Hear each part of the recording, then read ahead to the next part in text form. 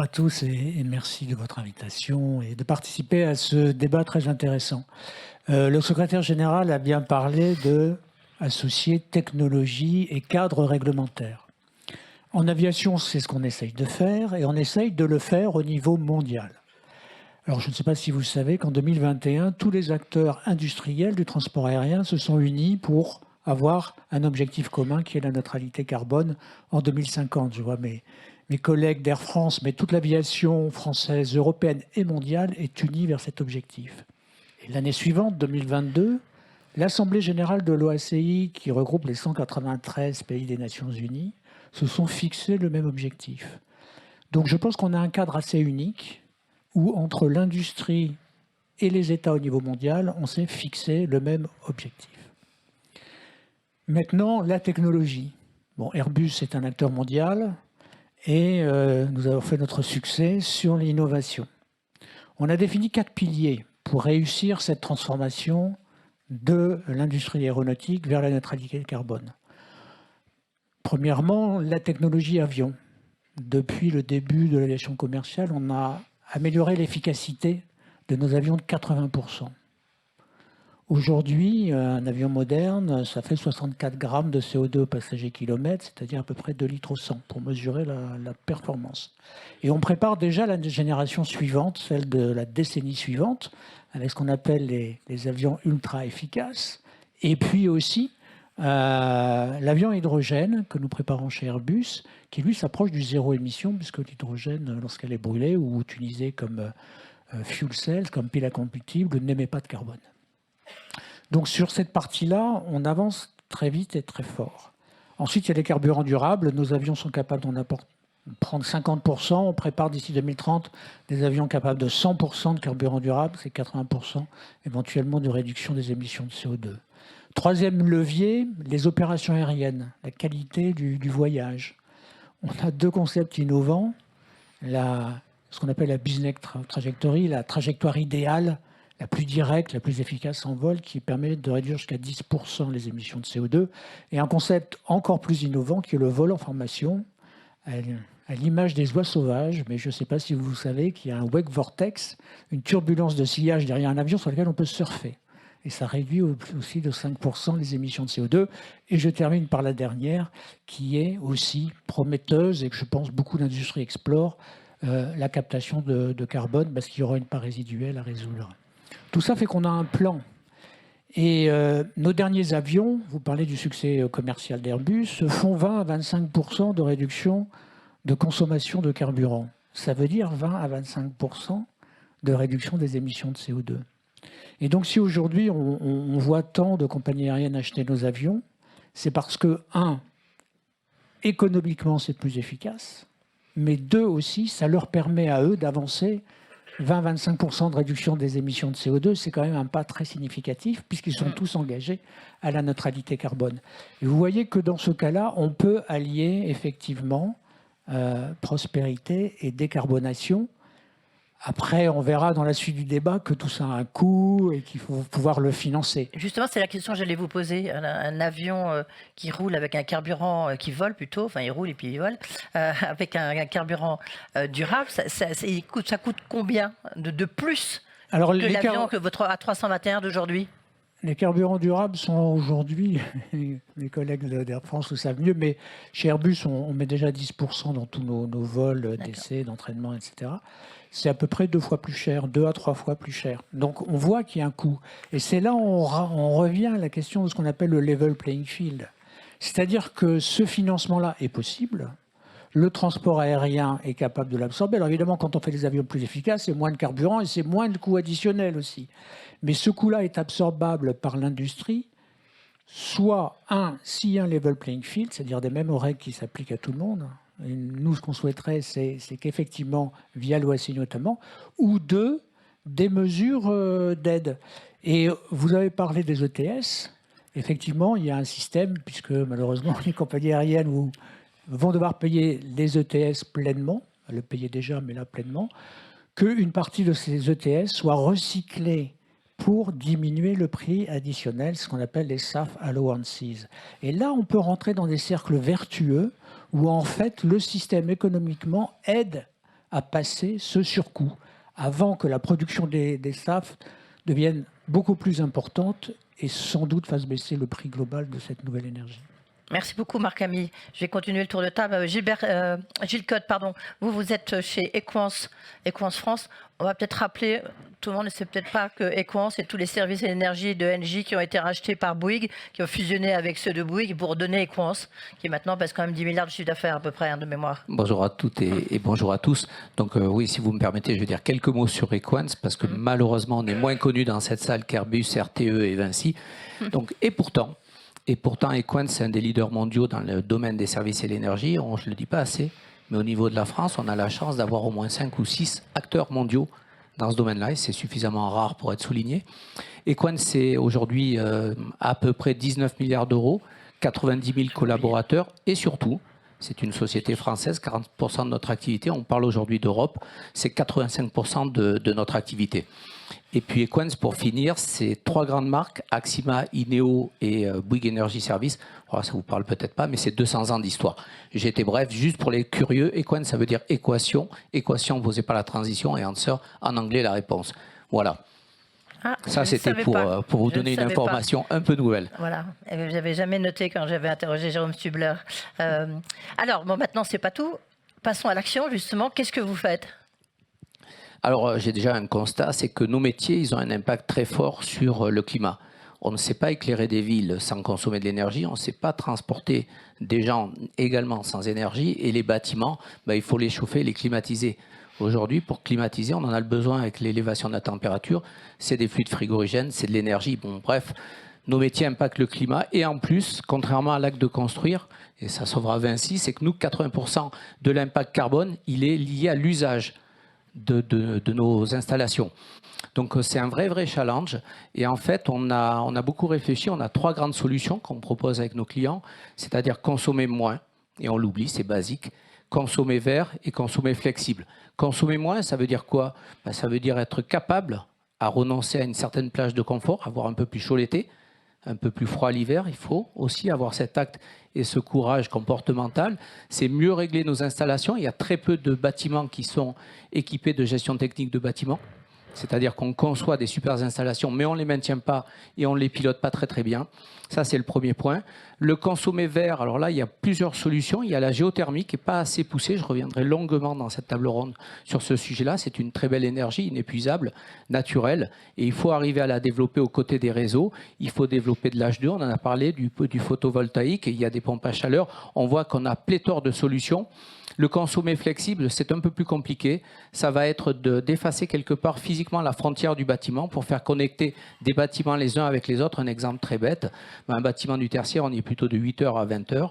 Et ça, c'est une utilisation, un usage qui est complètement complémentaire à un bâtiment résidentiel. Donc si on arrive à stocker, à faire du microgrid, etc., on va arriver à lisser les usages. Donc consommer moins, consommer vert et consommer flexible. Et pour faire de la décarbonation, il ne faut pas faire des choses compliquées. L'éclairage public, aujourd'hui, il y a à peu près 11 millions de points lumineux. Il y en a encore à peu près la moitié qui sont avec des ampoules classiques. Si on met une régulation et qu'on change l'ampoule, c'est quand même pas très compliqué. C'est 70% d'énergie qu'on consomme. Et c'est le premier poste. Alors il y aura des experts qui vont me contredire, je ne suis pas l'expert technique, mais je ne dois pas être très loin de la réalité. C'est le premier poste de consommation des collectivités locales. Deuxième cheval de bataille, c'est d'arriver à remplacer le gaz avec des énergies de la chaleur plutôt ENR. Ça, on y arrive également. Il y a aussi l'électrification des transports. Alors évidemment, on reviendra avec RTE sur le déploiement des bornes électriques, mais il y a aussi des projets européens, et là on aura besoin de l'Europe sur l'électrification des autoroutes dynamiques, c'est-à-dire comment on arrive à électrifier les camions au fur et à mesure de l'usage. Donc on voit que de gros challenges, les solutions existent, maintenant il faut les mettre en place. Merci beaucoup, Gilles Cotte. C'est un des gros défis, effectivement, pour Vinci. Je vais d'abord peut-être passer la parole à Thomas Vérinck de RTE. Vous, les efforts sont colossaux de modernisation et d'adaptation pour vous.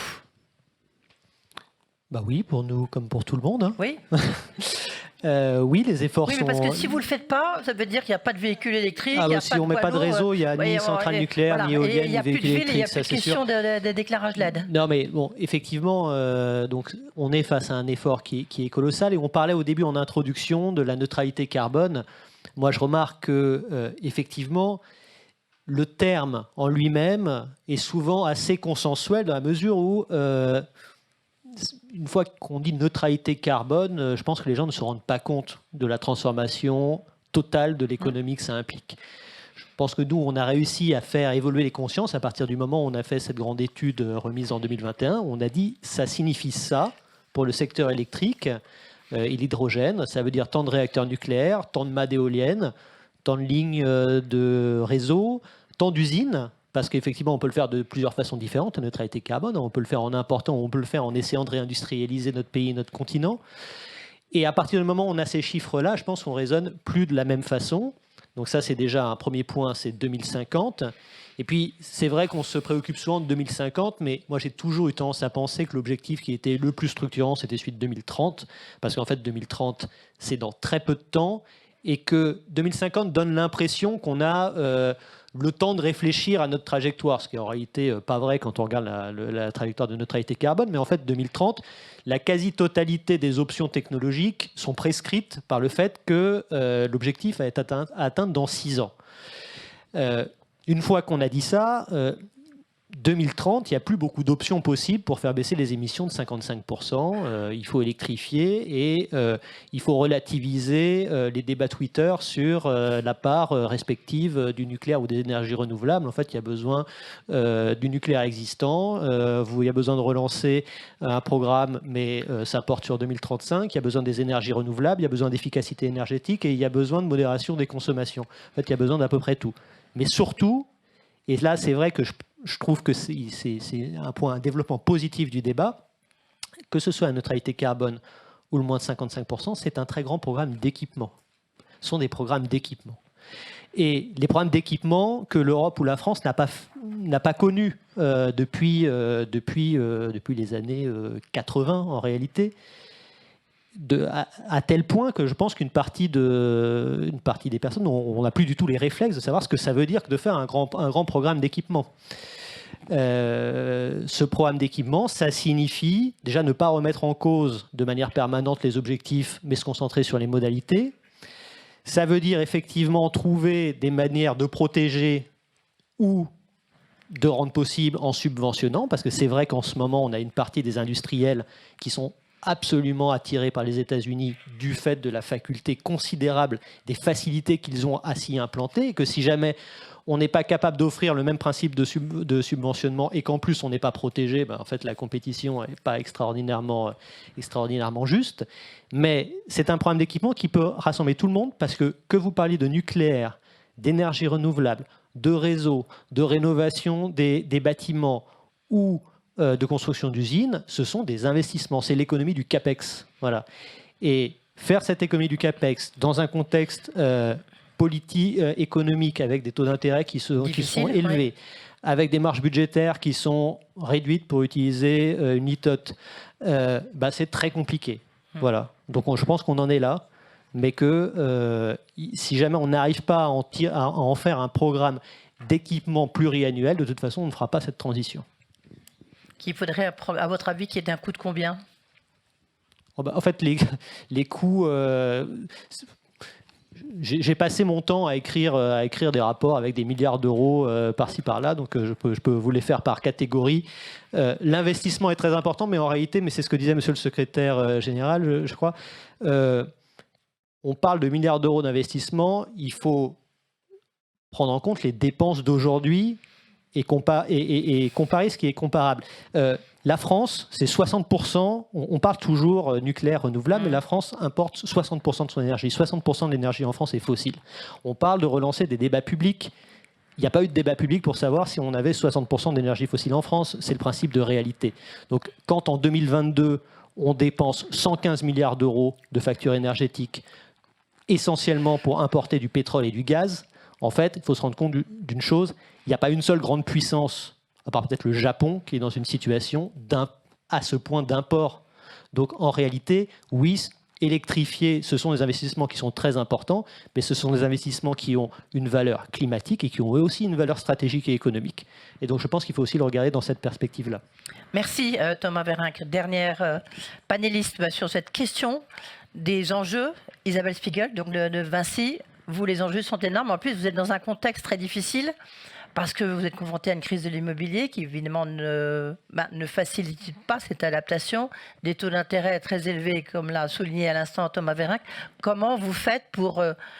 et là, je suis sur le bâtiment. On dira un mot, bien sûr, ensuite sur les Vinci Autoroutes et Vinci Airport. Oui, bien sûr, parce que Vinci, c'est 3 grands métiers. C'est le métier de la construction des infrastructures, donc les bâtiments et d'autres infrastructures, notamment les routes. C'est Vinci Énergie, dont la branche fait maintenant, entre Vinci Énergie et Cobra, 25 milliards d'euros de chiffre d'affaires. Et puis, effectivement, l'opération d'infrastructures de transport, donc Vinci Airport, Vinci Autoroute. Donc, on reviendra sur la mobilité. Les enjeux, ils sont effectivement extrêmement vastes, d'autant plus que si je prends uniquement la mobilité et le bâti, les infrastructures, c'est pas loin de 50% des émissions. Et c'est des émissions qui sont extrêmement diffuses. C'est-à-dire que c'est un peu la faute de monsieur tout le monde, de madame tout le monde, un peu de tout le monde et de personne à la fois. Mais tout ça, ça veut dire que quand Vinci fait le calcul de ses émissions, donc il y a la part directe du carburant, de l'énergie qu'on consomme dans nos engins, dans nos véhicules, dans nos bâtiments, et puis il y a ce qu'on construit pour nos clients et ce qu'on exploite, on a un ratio de 1 à 20. Donc on a 20 fois plus de champ de manœuvre, je dirais, dans la partie influence sur l'ensemble de notre chaîne de valeur. Et si je prends par exemple ce que nous dit la France dans la planification écologique, il y a un effort de 138 millions de tonnes à faire. Et bien nous, notre effort, il est d'à peu près de réduire notre empreinte directe et indirecte de 10 millions de tonnes. Voilà, donc c'est ça notre champ de bataille. On essaie de l'aborder avec énormément d'optimisme et de se dire il faut surtout pas reculer parce que la science nous crie partout que voilà, on est quand même au devant d'un tas de scénarios extrêmes. Il va falloir s'attaquer sérieusement aussi à l'adaptation, c'est-à-dire aux risques physiques liés au changement climatique. Mais sur les efforts de décarbonation, on a pris le sujet à bras-le-corps il y a 5 ans en disant il faut qu'on accélère. C'est-à-dire entreprise privée d'utilité publique, on s'est dit qu'on ne pouvait pas attendre que les donneurs d'ordre publics ou la réglementation nous imposent de bouger, que ça allait pas assez vite et qu'il fallait qu'on prenne une petite longueur d'avance et qu'on démontre qu'une grande partie des solutions technologiques, mais pas seulement, sur la sobriété ou autre, sont entre nos mains. Et donc, effectivement, on s'est doté de ce jalon à 2030. Je rejoins complètement ce qui a été dit. On s'inscrit tous, je pense, dans la neutralité carbone globale 2050. Mais pour le rendre tangible, il faut le rendre accessible. Et donc, on s'est doté d'objectifs à la fois donc, appliqués à nous-mêmes, c'est-à-dire nos émissions directes. Et là, on a un objectif relativement ambitieux de réduire de 40% nos émissions. Et puis, d'influence sur ces émissions, ces fameux presque 10 millions de tonnes sur lesquelles on peut porter une influence en disant, nous, on va essayer de démultiplier les solutions qu'on apporte dans différents niveaux. L'intérêt d'un groupe comme Vinci, c'est que si je prends uniquement le bâti, puisque c'était votre question, on a fait des diagnostics sur les bâtiments de Vinci Énergie, par exemple, 600 bâtiments en France, c'est nos bâtiments de bureaux.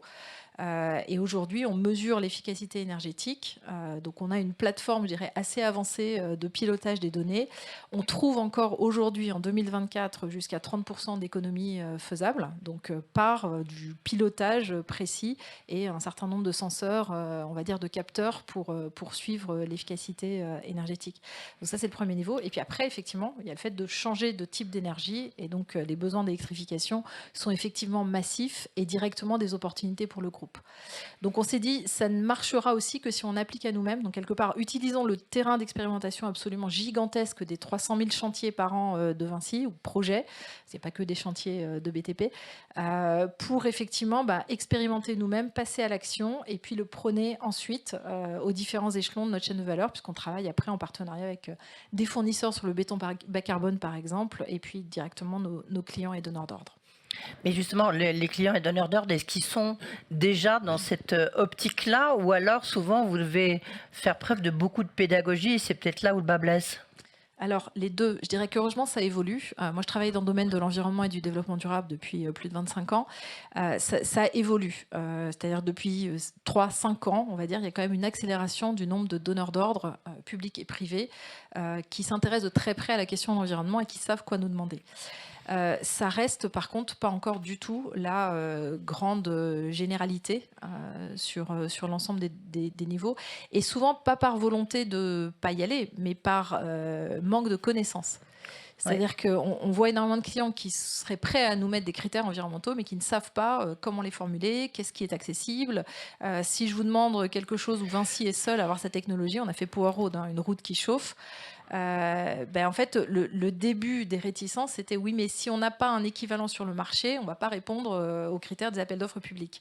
Donc effectivement, c'est toutes ces barrières effectivement qui ne sont plus technologiques, qui sont plutôt sur comment concrètement les donneurs d'ordre s'approprient suffisamment les solutions, les anticipent suffisamment en amont du montage typiquement des appels d'offres pour être capable derrière de dérouler. Ce que je peux dire, c'est qu'on est dans l'inertie quelque part sur le changement d'échelle, sur un certain nombre de solutions du groupe. On est passé là dans ces 5 dernières années d'une première réalisation, la route 100% cyclée, le béton bas carbone sur notre chaise sociale au départ, à en gros une 50aine de projets. C'est encore pas les 300 000 que gère Vinci chaque année. Merci Isabelle Spiegel. Je rebondis, si vous pouvez peut-être maintenant, c'est une manière de présenter un peu tous ces enjeux pour vos groupes. Là, le temps passe vite. Marc-Ami, je vais peut-être avec vous, puisque vous avez pris la parole le premier, sur les freins que vous pouvez rencontrer dans cette modernisation, avec parfois des demandes contradictoires. Je ne sais pas s'il y a vraiment des freins, mais par contre, on a besoin d'avancer plus vite. Et ce qui fait avancer plus vite, c'est d'abord de la meilleure visibilité. Je crois que ce que les investisseurs n'aiment pas trop, c'est l'incertitude. Et donc, on a besoin de donner de la visibilité au système, et c'est ce qu'on essaye de faire. Après, il y a ce qu'on appelle l'upfront investment, c'est-à-dire l'investisseur a un investissement qui, aujourd'hui, dans un monde assez incertain, présente un risque majeur, il faut le sécuriser. Donc, ce qu'on recherche, c'est des mécanismes de stabilisation des prix qui vont donner une visibilité sur le plus long terme. Il y en a de plusieurs types. Contrat pour différence, il peut y avoir aussi ce que j'ai dit sur les ETS européennes et le retour, et puis des aides à l'investissement ou des emprunts garantis d'État. Après, évidemment, il y a sur la technologie pure tout ce qui est les aides à la recherche et l'innovation. Au niveau européen, on peut dire que sur ce point-là, sur l'innovation, on a beaucoup de programmes nationaux qui marchent plutôt bien. Mais est-ce qu'il n'y a pas des freins, par exemple, sur l'hydrogène? Est-ce qu'il n'y a pas des freins qui vous bloquent? Ce qui change aujourd'hui, c'est qu'on ne doit pas construire une technologie de manière isolée, c'est un écosystème. Et donc, les partenariats entre les différents acteurs, depuis la production, effectivement, donc les énergéticiens, les industriels, la supply chain et le cadre réglementaire vont devoir évoluer en même temps. Et c'est en faisant ça qu'on va arriver à bouger les choses. Gilles Cotte, vous, chez vous, on voit bien que la rénovation du patrimoine immobilier, vous en avez touché un mot, du reste, tout à l'heure, c'est un énorme effort d'investissement et donc de financement. Est-ce que le rythme, il est atteint? Est-ce qu'il est atteignable? Déjà, on a vu que les solutions techniques, elles existent, donc ce n'est pas un problème de technologie, ça a été bien dit autour de la table, même s'il y en a qui ne sont pas assez connus, même si on doit poursuivre l'innovation. Après, la question, c'est est-ce qu'on va assez vite? La réponse est clairement non. Et les freins, il faut se le dire ici, les freins, on a commencé à les évoquer, il y en a plusieurs. Il y a déjà la grande volatilité de l'énergie.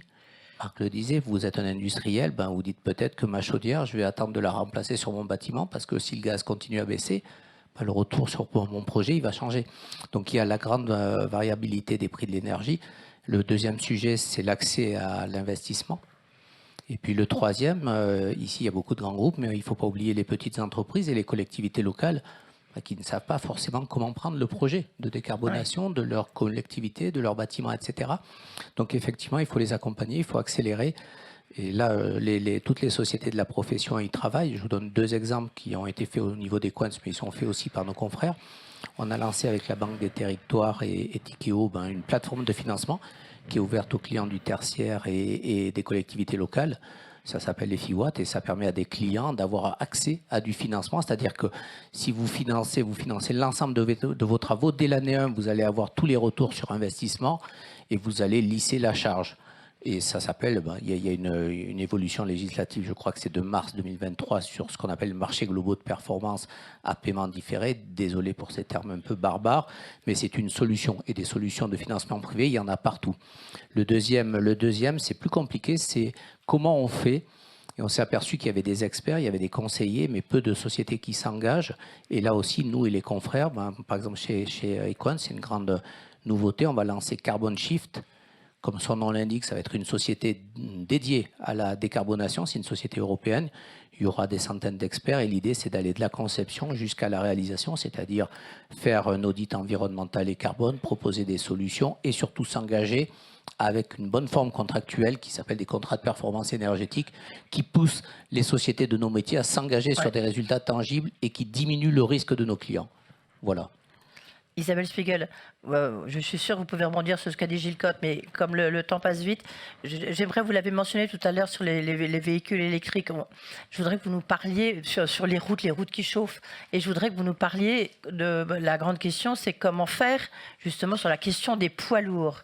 Or, il y a une solution qui sont des autoroutes électrifiées. Est-ce que c'est quelque chose qui peut arriver rapidement, et qu'est-ce que ça apporte ? Oui, alors effectivement, le sujet de la mobilité, on adresse vraiment des émissions diffuses et aujourd'hui, 90% des émissions du secteur du transport sont liées à la route.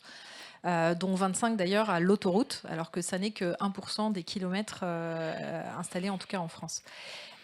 Donc il est certain que nous, dans le mandat Vinci Autoroute, on installe des bornes de recharge pour les véhicules électriques. Donc aujourd'hui, 100% des bornes Vinci Autoroute sont équipées d'au moins 6 bornes de recharge électriques. Donc ça permet de passer le cap pour les véhicules légers actuels. L'effort pour aller plus loin sur les véhicules légers et avoir les poids lourds est de 7 fois plus important. Donc, il faudrait 7 fois plus de capacité de recharge. Donc les bornes de recharge, c'est bien sûr une des solutions. Sur un poids lourd 24 tonnes, la science et la connaissance évoluent tous les jours, mais les dernières infos que j'avais, c'était qu'une batterie, c'est à peu près 7 tonnes. Donc ça veut dire qu'il faut mettre beaucoup plus de camions sur les routes. Donc on réfléchit à toutes les solutions qu'on peut avoir pour soit mettre des plus petites batteries, les remplacer, c'est du swap, ça existe, les Chinois travaillent dessus. Soit effectivement se dire, est-ce qu'on ne peut pas utiliser l'infrastructure comme le rail existe et le train roule et tout en étant alimenté en électricité renouvelable ou décarbonée, comment convertir l'autoroute en une infrastructure qui permet de se recharger. Donc il y a un test qui va démarrer, qui est soutenu par la BPI financièrement, entre Paris et Orléans, de 4 km de voies. On va tester 2 technologies, du rail, c'est-à-dire d'équiper en fait la route de rail, ou bien de la recharge à induction, comme avec des bobines en fait, qu'on va installer dans la route, pour permettre aux poids lourds et aux véhicules légers demain de se recharger pendant qu'ils roulent. Donc ça, c'est une réalité, c'est-à-dire que bien sûr, c'est du développement, c'est de l'innovation, c'est pas encore mature en termes de technologie. Par contre, il y a plusieurs expérimentations qui ont déjà eu lieu dans le monde, et voilà, je suis contente qu'on puisse le faire également en France et faire accélérer ce sujet-là, parce que bien évidemment, même s'il faut du report modal, on ne pourra pas se passer complètement de la route. Donc, il est évident que ça doit faire partie des solutions de décarbonation aussi. Merci. Thomas Vérin, je poursuis avec vous. Sur les réseaux électriques, on a vu la Commission européenne, elle a publié un plan d'action pour le développement des réseaux électriques. Comment s'assurer que ce plan d'action se traduise en mesures concrètes et soit à la hauteur justement de cette électrification dont parlait à l'instant Isabelle Spiegel et qui est évidemment le gros enjeu des prochaines années? Alors c'est une bonne question parce que pour l'instant le plan de la Commission européenne c'est quand même beaucoup une déclaration d'intention et de identification d'un sujet. Bon, entre le sujet est identifié, on parle beaucoup des bornes, des renouvelables, on parle depuis un peu moins longtemps, mais on reparle du nucléaire. Et on parle beaucoup d'hydrogène avec des grandes fluctuations entre les moments de hype et les moments les autres moments. Et en fait, les réseaux ont tout pour devenir, si on ne s'en préoccupe pas, un facteur limitant de tout cela, parce qu'en fait, ce sont des activités qui sont très capitalistiques, ce sont des activités intrinsèquement de temps long, et du fait de la phase travaux, mais aussi de l'accumulation des procédures, ou pour reprendre du bon français, du permitting, comme on dit, tout ça prend du temps parce qu'en fait les réseaux c'est une infrastructure linéaire, donc vous n'avez pas besoin juste d'obtenir l'autorisation dans un seul endroit, vous avez besoin d'obtenir l'autorisation sur des kilomètres et des kilomètres auprès de beaucoup de villes, de collectivités, etc. Donc c'est plus long. On est au stade où en réalité il va falloir lancer l'effort de développement du réseau avant matérialisation de la plupart des projets de production et la plupart des projets de réindustrialisation. Donc en ce moment, nous, on a pris la décision d'accélérer la construction de lignes pour décarboner Dunkerque, Fos, Le Havre, Port-Jérôme. Je n'ai pas une visibilité totale sur est-ce que tous les projets qui sont annoncés dans ces zones se feront. Mais je peux garantir une chose, si jamais je ne lance pas le réseau et que ces projets se font, ils ne pourront pas se consommer d'électricité. Ce serait quand même dommage. Donc il faut le lancer en avance de phase. Donc ça, c'est un exemple, mais je pourrais en prendre beaucoup d'autres. Donc oui, il y a un grand enjeu à essayer de se reprojeter sur un effort de redimensionnement du réseau. Il faut essayer de le faire de manière intelligente et en fait, il faut retrouver des méthodes de planification. Notre cadre intellectuel, c'est celui de la libéralisation du secteur en 2000, donc on répond individuellement et de manière incrémentale à chaque demande individuelle. En réalité, il va falloir faire de la planification avec des schémas cibles et essayer de donner de la visibilité aux différents utilisateurs. Vous pouvez vous raccorder à tel moment, à tel prix. On est en consultation publique en ce moment sur notre schéma décennal, depuis il y a 10 jours et jusqu'au 30 avril. Et nous testons ces principes de mutualisation et de priorisation des investissements parce que de toute façon, il y en aura besoin. Donc ça, c'est sur la partie réseau. Après, il y a une autre question qu'on nous pose souvent, je ne sais pas si c'est celle que vous avez en tête, c'est est-ce qu'il y aura de l'électricité pour tout le monde ? Objectivement, la réponse est non, merci beaucoup. Non, objectivement, à court moyen terme, je pense que la réponse est oui, parce que regardons ce qui s'est passé sur la consommation d'électricité. Non, mais si vous regardez, la consommation d'électricité, en réalité, depuis 2010, elle baisse. Voilà. Elle baisse, c'est pas forcément une très bonne nouvelle. Ça veut dire, il y a une bonne nouvelle dedans, c'est l'efficacité énergétique, toujours sous-estimée par les prévisionnistes depuis 10 à 15 ans, mais en réalité bien présente. Et puis il y a entre guillemets une mauvaise nouvelle, c'est que ça veut dire que nos sociétés, en réalité, elles ont dans les grands volumes, pas pris le tournant de l'électrification et de la décarbonation. Le jour où elles le prennent, la consommation va se remettre à augmenter.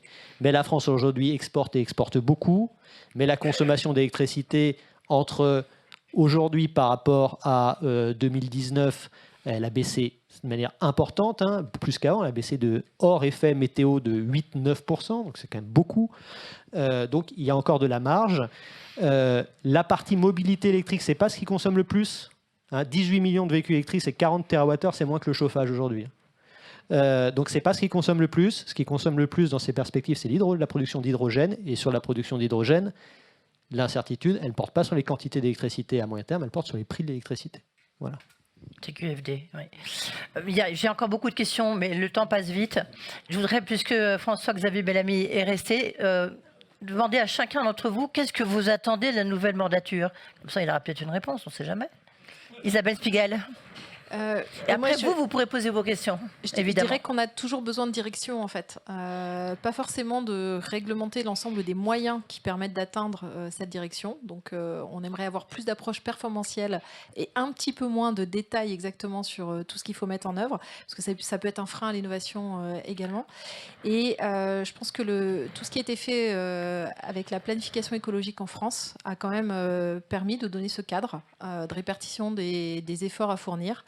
Et donc, à l'échelle européenne, est-ce qu'on peut effectivement reprendre ce processus ? Alors, le Green Deal fait déjà un certain nombre de choses, mais je dirais aller plus loin sur cette dynamique-là, mais toujours dans une approche de performance, c'est-à-dire plutôt du CO2 par mètre carré bâti, plutôt que l'ensemble de la mécanique qui permet de l'atteindre.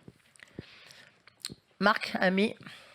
Comment donner une dimension plus industrielle au Green Deal, qui fasse vraiment appel à la dynamique des industries, qui fédère tout le monde.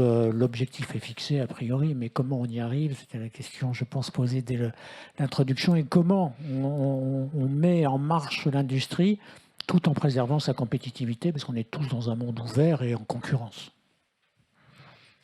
Gilles Cotte. Comme c'est le moment de faire des vœux, je vais en faire aussi. Beaucoup de choses ont été faites. Moi, j'aurais 3 grandes demandes, du coup. La première, c'est de dire les Hollandais ont été très bons sur de la géothermie. La France est en retard, donc c'est une technologie à pousser.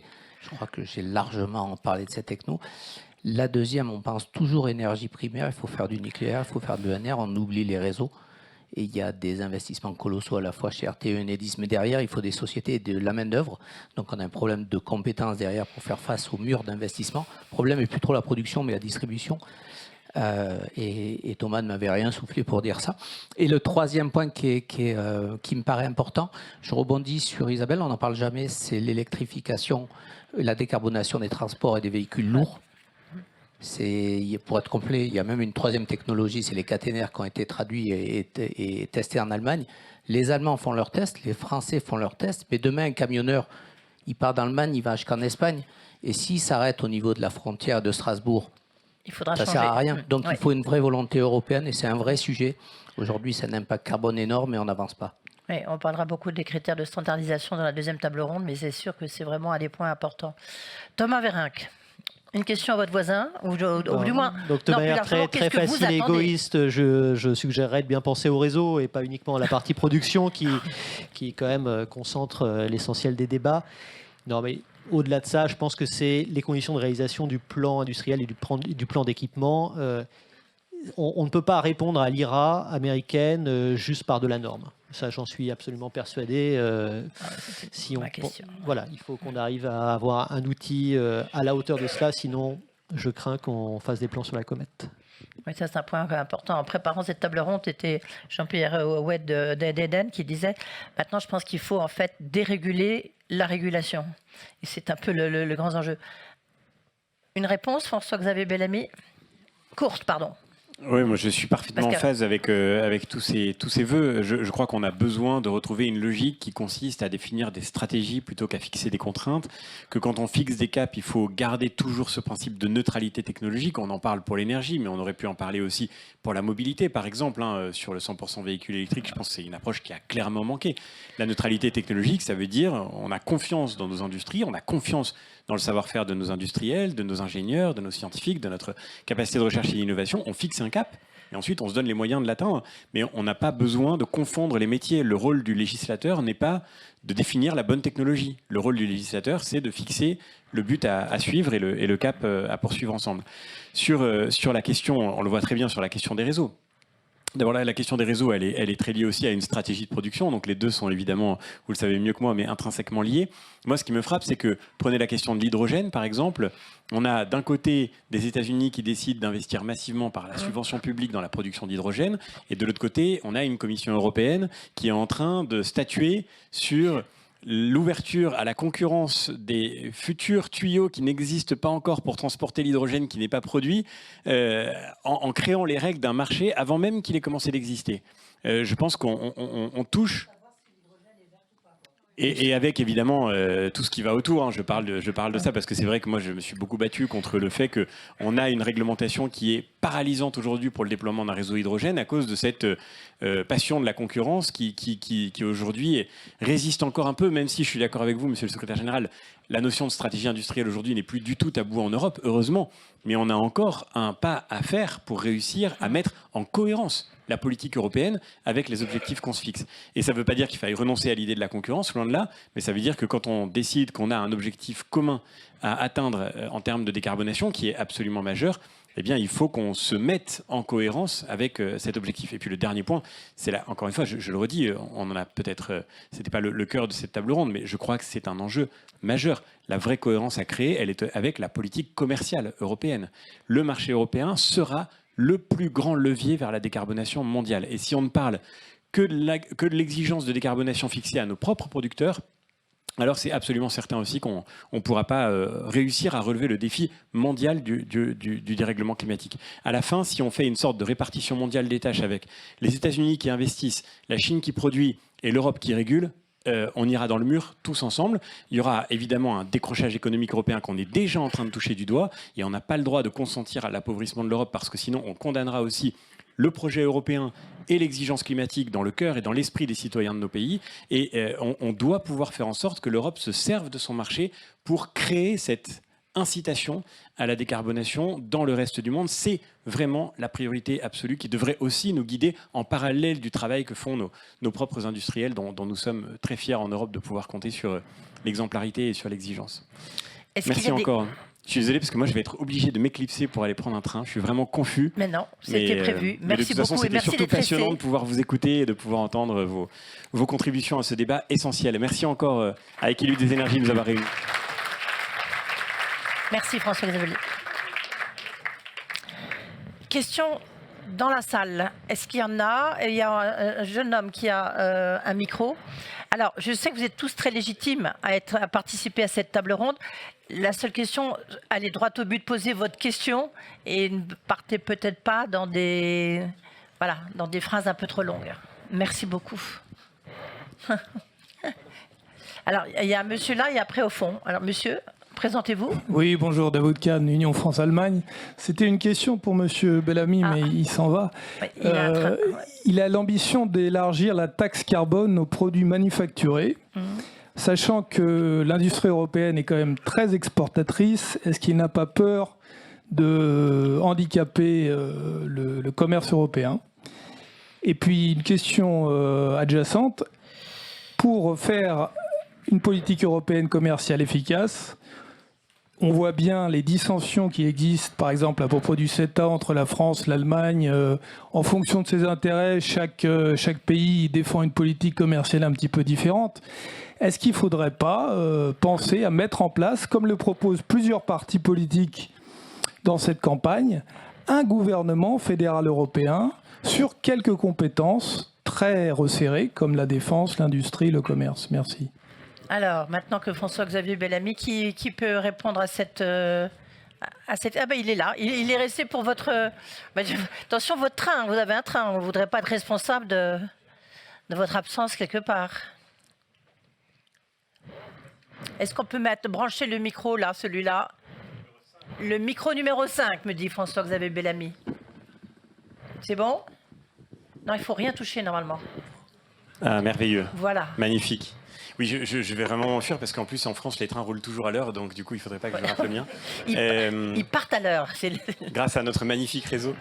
Et j'entendais que la question m'était adressée, donc on m'a tiré par la manche. Et évidemment, l'industrie européenne est excédentaire commercialement, et c'est d'ailleurs un des grands sujets pour la France, parce que je crois que la France défendait depuis longtemps le MACF, en tous les cas l'équivalent, l'idée d'une taxe carbone aux frontières. Elle défendait cette taxe carbone, je crois, avec raison, mais souvent pour de mauvaises raisons. Et c'est ce qui fait que cette idée a eu du mal à faire son chemin dans le débat européen, c'est qu'on nous reproche bien souvent à nous, Français, de ne pas tant vouloir protéger le climat que de vouloir nous protéger de notre propre incapacité à nous réformer. Et je crois que c'est fondamental. En effet, la compétitivité européenne, la compétitivité française en Europe, on ne la résoudra pas en créant de la contrainte ailleurs, mais en libérant nos propres acteurs. Et c'est ce qui fait qu'on a absolument besoin de ces réformes qui nous rendront aussi crédibles pour porter cette cause dans le débat européen. Maintenant, le marché européen, c'est le plus grand marché mondial. Et il est temps de l'assumer. C'est une responsabilité aussi. Je ne sais pas où la personne qui m'a posé la question, donc je ne sais pas qui a regardé. Voilà. C'est le plus grand marché mondial.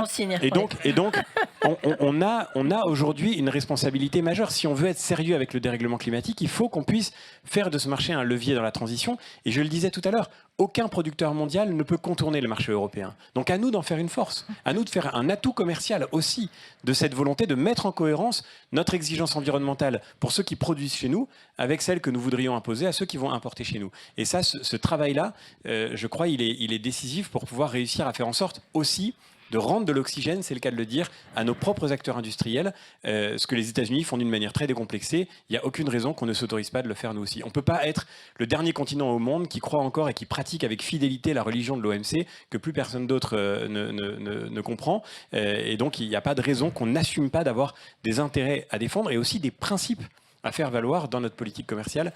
Ça me paraît majeur, y compris du point de vue de notre vitalité économique à moyen et à long terme. Merci encore. Merci beaucoup. Donnez-moi, merci. Il y avait une question au fond, juste au niveau de M. Bellamy, là, il y a une question courte, pardon. Et j'ai un micro pour le vôtre. Bonjour, donc on a parlé rapidement de l'électrification des poids lourds. Oui. Donc il y a des choses qui sont en train d'être faites. Alors, je me présente Mylance, on est en train de mettre en place un réseau de stations de recharge de poids lourds électriques en Europe. Donc on est en train d'électrifier des routes. Question notamment pour RTE, vous attendez quoi de la part des pouvoirs publics pour permettre cette électrification et pour permettre une préparation du réseau optimale?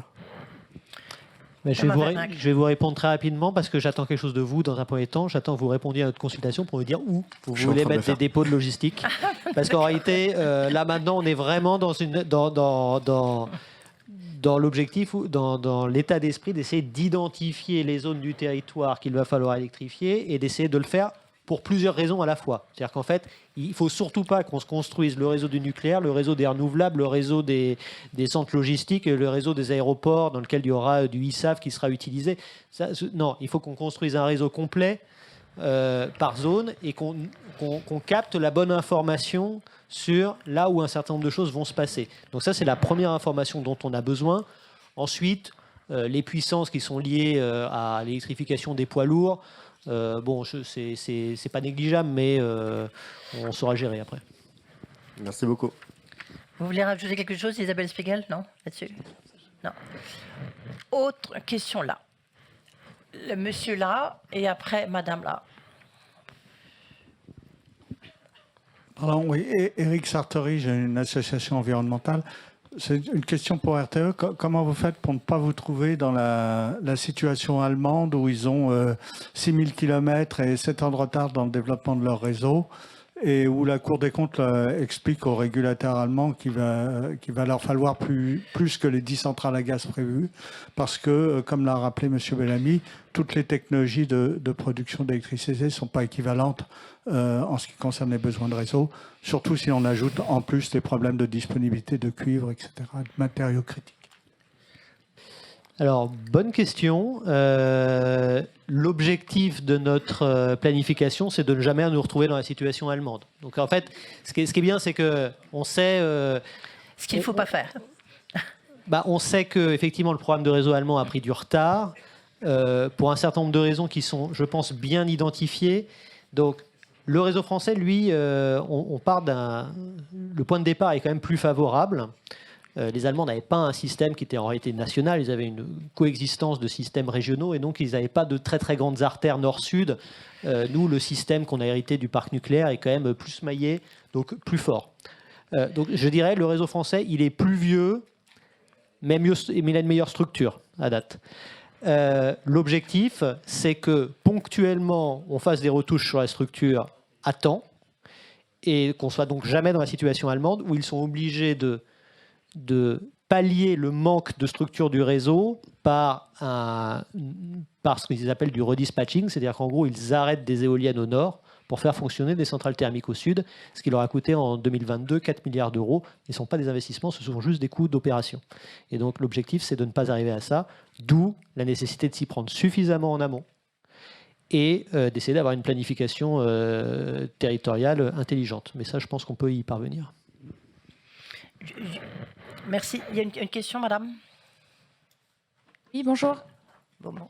Alice Franz, Union française de l'électricité. Juste une question parce qu'on a pas mal parlé, donc effectivement, de neutralité carbone et de la réindustrialisation, compétitivité économique. Un des grands sujets du Net Zero Industry Act, c'était les marchés publics.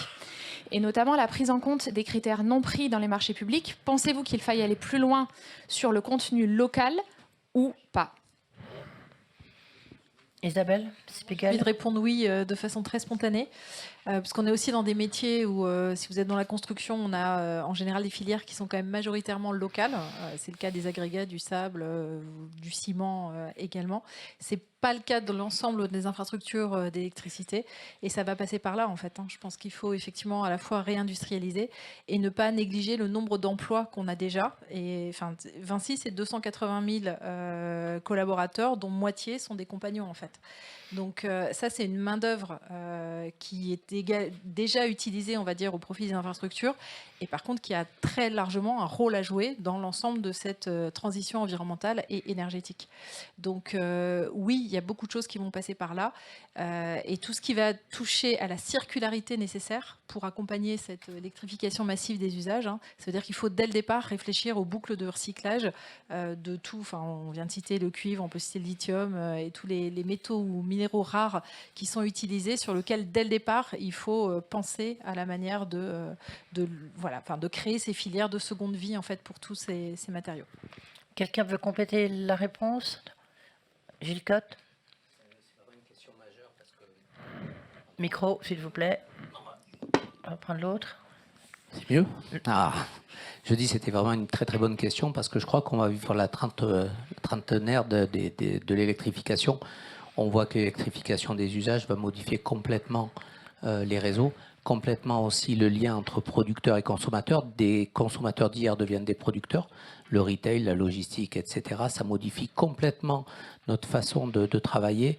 Isabelle le disait, nous aussi on a un bâtiment, le siège, on a fait moins 40 d'économie avec de l'effacement, on a été vertueux. In fine, on consomme plus parce que l'électrification des usages, aujourd'hui on est passé en totalité en flotte électrique, ça veut dire que notre consommation complète a augmenté. Alors certes, on aura moins d'impact sur les énergies primaires. Donc moi je pense qu'on va vraiment vivre une transformation et une électrification qui demande une intelligence régionale et du stockage et de la mise en boucle des différents acteurs. Marc-Aimé Tamavérinck? Non, pas spécialement. Non, s'il n'y a pas de réponse. Non, mais sur les marchés, sur le contenu local, oui, je pense que de toute façon, on ne fera pas cette transition si jamais les citoyens ont l'impression qu'en fait, ça n'est fait qu'avec du matériel importé. Mais pour ça, pour qu'il y ait potentialité de faire du contenu local, il faut de l'activité industrielle. Et donc, je reviens à ça. Quand on regarde l'état de l'industrie européenne et sa faculté à produire les matériels qui sont nécessaires pour le grand effort d'électrification, on s'aperçoit que de toute façon, il faut réinvestir dans ces usines-là. Et donc, on pourra d'autant plus faire du contenu local qu'il y aura des gens qui investiront, parce que sinon, de toute façon, on sera face à un phénomène de rareté de la concurrence. Il n'y aura pas assez d'usines en France et en Europe qui seront capables de faire ça. Donc, c'est pour ça que je parle toujours de plan d'équipement maintenant. Une question que je ne vous ai pas posée tout à l'heure, parce qu'il fallait que François-Xavier Bellamy s'en aille. Sur la question du financement, il y a des financements un peu partout. Est-ce que vous estimez, on ne va pas rentrer trop dans le détail, est-ce que vous estimez qu'aujourd'hui, vous avez les moyens de cette transition? Est-ce qu'on vous donne les moyens de cette transition? Marc, Ami, Airbus? Je pense que l'Europe n'est pas à l'échelle. Quand on regarde effectivement l'IRA, on a vu, par exemple, sur les carburants durables, qu'il y avait 2 fois plus de projets aux États-Unis qu'en Europe, parce que les aides directes à l'investissement ou à l'usage sont plus fortes. Donc il y a vraiment un enjeu là, international sur le positionnement de l'Europe. Et je pense que l'un des enjeux de la prochaine mandature, c'est vraiment de bien mettre à l'échelle le support au financement. Je vous donne un chiffre, le coût additionnel de la transition écologique pour le secteur aérien, les dépenses supplémentaires, pour l'ensemble des compagnies aériennes européennes, c'est 830 milliards de maintenant à 2050. 830 milliards. Ouais. Donc on voit le niveau d'investissement qui est nécessaire. L'industrie est prête à le faire parce qu'elle s'est engagée. Mais on a besoin, surtout au démarrage, d'être aidé. Et donc d'avoir sur l'innovation, sur les nouveaux carburants, etc., des aides européennes à un niveau supérieur. J'ai envie de compléter effectivement parce que le plan de décarbonation de l'autoroute, on l'a chiffré à 60 à 70 milliards d'euros. Et en fait, on a besoin d'investissements qui soient dégressifs. C'est-à-dire quelque part, si on veut accélérer, il faut aussi pouvoir donner l'aide au départ, quitte à la diminuer dans le temps en fait, pour bénéficier du changement d'échelle qui, par l'industrialisation, je dirais, mécaniquement fait baisser des prix. Donc c'est pas suffisamment utilisé, je dirais, dans les mécanismes d'incitation ou de subvention et d'investissement effectivement de la transition. Gilles Cotte. En phase avec tout ce qui a été dit, peut-être un complément, c'est que pour des entreprises de taille moyenne, françaises et des autres pays, je pense que l'accès à ces fonds, au-delà des fonds eux-mêmes, est assez complexe. Et peut-être on doit aussi réfléchir aux critères d'attribution et mettre de l'argent sur certains gros sujets. On a beaucoup insisté sur l'électrification des transports, mais c'en est vraiment un. Et les critères, imaginez-vous une petite société perdue dans la nébuleuse européenne. Thomas Vérinck, RTE. Vous regardez cette diapositive, vous avez l'impression que ce sont des chiffres qui sont importants, mais en réalité, ce sont des chiffres qui sont tout petits par rapport aux investissements qu'il va falloir mettre dans le secteur énergétique. Et donc, on sait que ce besoin d'investissement, il intervient à un moment qui est quand même très compliqué. Pour autant, si jamais on se prive d'investir maintenant parce que l'énergie est chère, il n'est pas impossible que l'énergie demeure chère parce qu'on n'a pas investi. Donc, en fait, c'est ça la difficulté. De toute façon, ce dont on parle nécessite un gros effort d'investissement et c'est pour ça que je parlais d'économie du CAPEX. C'est là-dessus que le rapport Pisani-Ferry-Mahfouz a mis l'accent. C'est la décennie 2020-2030 qui est quand même clé en matière d'investissement.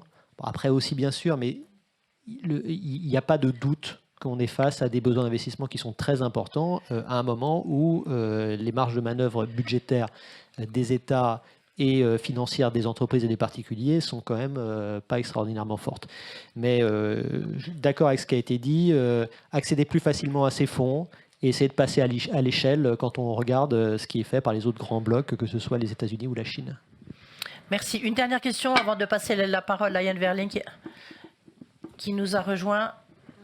Bonjour, merci beaucoup. Myrto Tripati, je suis la présidente de l'association Les Voix du Nucléaire. Vous avez tous plus ou moins parlé de la question de l'acceptabilité, d'abord pour les soutiens financiers que vous appelez, que ce soit de la part de la Commission européenne ou de l'État français, et pour les autorisations et les phases d'approbation dans tous les projets d'infrastructures qui vont émailler les probablement 50 prochaines années vont avoir besoin. Or, ce que vous soulignez en creux aussi, c'est que la période que l'on vient de passer est en fait un manque d'acceptabilité, vient non seulement du fait que ça fait longtemps qu'on n'a pas eu de ce genre de projet d'infrastructure, mais aussi que la société civile qui pèse beaucoup sur l'opinion et qui est aujourd'hui plutôt décroissantiste, plutôt de l'écologie politique et plutôt en défaveur de ce qu'on appelle aujourd'hui un certain progrès scientifique et technique. Alors il y a un tabou en France, excusez-moi je vais accélérer, qui est celui que l'industrie aiderait l'émergence d'une société civile en faveur du progrès scientifique et technique. Tabou que nos amis américains, allemands et même russes n'ont pas, pas du tout. Et tabou qui fait qu'aujourd'hui, cette société civile qui pourrait encourager à cette compréhension et à cette acceptation n'existe pas. Qu'est-ce que vous avez comme opinion sur le fait qu'on pourrait peut-être passer à une américanisation aussi de notre culture là-dessus en aidant à l'influence qui peut s'exercer sur ces questions? Quelqu'un peut répondre, sinon j'ai envie que Yann Verling va peut-être répondre à votre question. Ça sera une bonne introduction. Quelqu'un veut répondre ou c'est peut-être Thomas Vérin que vous vous lancez? Je peux me lancer, mais je pense que malheureusement, on peut pas, ou heureusement, je pense qu'on ne peut pas décréter la façon dont la société civile va répondre à la façon dont elle va se comporter par rapport à ça. Moi, j'étais sûr, quand on regardait les trajectoires 2030, 2040, 2050, que tant que c'était dans un rapport, ça serait assez facile à expliquer. Et quand on serait sur les projets concrets, ce serait plus difficile. Aujourd'hui, on le voit, y compris les lignes qu'on fait pour des projets de renforcement de l'industrie à proximité des bassins d'emploi. En France, sur les 3 qu'on a lancés, il y en a 2 qui se passent assez bien, mais c'est vraiment assez proche. Et il y en a une sur laquelle vous avez une partie de la population, elle a beau être dans le bassin d'emploi, et dit, mais nous, une ligne électrique, pourquoi et là, il va falloir effectivement réexpliquer et surtout faire en sorte que les gens soient partie prenante de ces dispositifs, parce qu'en réalité, de toute façon, sinon, il n'y aura pas d'industrie. Voilà, on en est là. Un mot, après, on accueille Thomas Verling.